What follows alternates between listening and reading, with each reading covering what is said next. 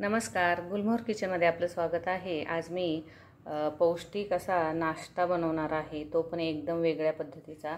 तर इथे वाटाणे घेतलेले आहेत, ते आवडीनुसार तुम्ही घ्यायचे आहेत। कच्चेच वाटाणे घ्यायचे आहेत आणि ते मिक्सरला बारीक फिरवून घ्यायचे आहेत। तर त्यामध्ये आलं, लसूण, हिरवी मिरची चवीनुसार आणि कोथिंबीर घालायची आहे। एकदम फाईन पेस्ट करायची आहे याची। जिरे घालायचे आहेत।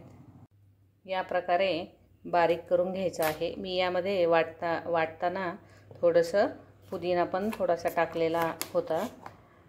आता हे सर्व मिश्रण एका पातेल्यामध्ये काढायचं आहे आणि थोडंसं यामध्येच ठेवायचं आहे। आता यासाठी 1 वाटी रवा घेतला आहे। त्यामध्ये 2 चमचे दही टाकायचे। दही गोड किंवा आंबट असेल तरी पण चालू शकतं।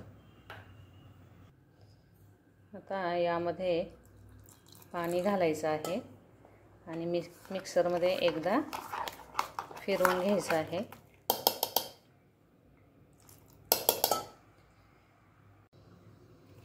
हे पहा, हे मिक्सरमध्ये मी आता फिरवून घेतलं आहे। रवा आणि दही हे यामध्ये आता मिक्स करायचं आहे।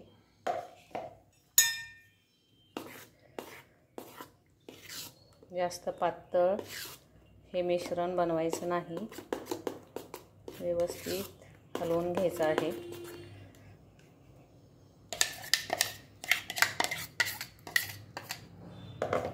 मिक्सरमध्ये थोडंसं पाणी घालायचं आहे आणि व्यवस्थित असं धुवून घ्यायचं आहे।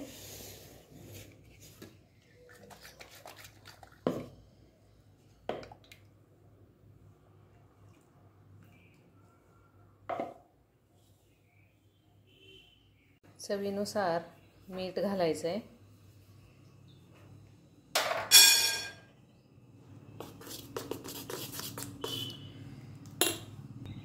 थोडासा सोडा घालायचा आहे आणि व्यवस्थित असं हलवून घ्यायचं आहे आणि 10 ते 15 मिनिट झाकून ठेवायचं आहे, म्हणजे रवा हा फुगला जाईल चांगला।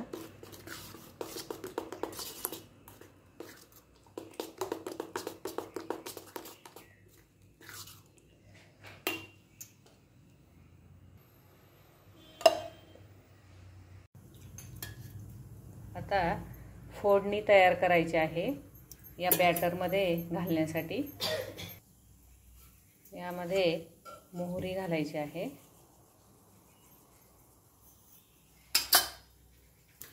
मोहरीनंतर थोडेसे गॅस हा बंद केला आहे। आता त्यामध्ये हिंग घालायचं आहे। आता ही फोडणी थोडीशी कोमट झाली की या बॅटरमध्ये टाकायची आहे।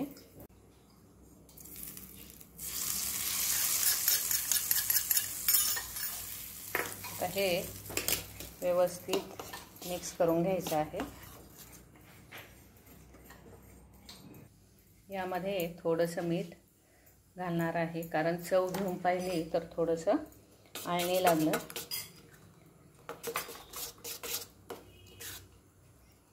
आता याचे छान असे आप्पे बनवायचे आहेत। यामध्ये तेल घालायचे।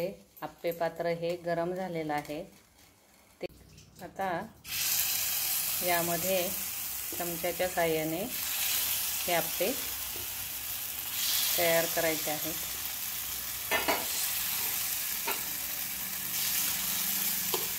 गॅस हा आता बारीक केलेला आहे मी। तर यावर झाकण ठेवायचं आहे। थोडेसे फुगताना दिसले की झाकण काढून घ्यायचं आहे। इथे 5 मिनिट आता झालेले आहेत। हे उलटून घ्यायचं आहे। मस्त कलर आलेला आहे।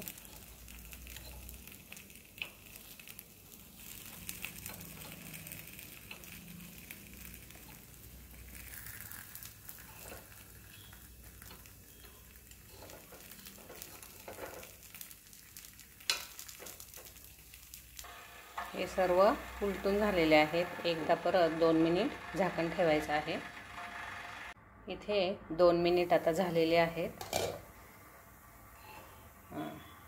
हे पाहू शकता एकदम छान असे टम्म फुगले आहेत.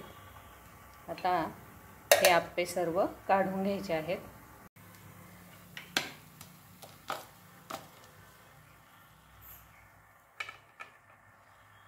इथे हे आप्पे तयार झालेले आहेत. तुम्ही पाहू शकता एकदम छान असे हे आप्पे होतात. हे पहा एकदम मस्त असे होतात आणि खूप पौष्टिक असतात. नक्की बनवा. हा व्हिडिओ तुम्हाला जर आवडला असेल तर लाईक, शेअर, कमेंट आणि सबस्क्राईब करायला विसरू नका.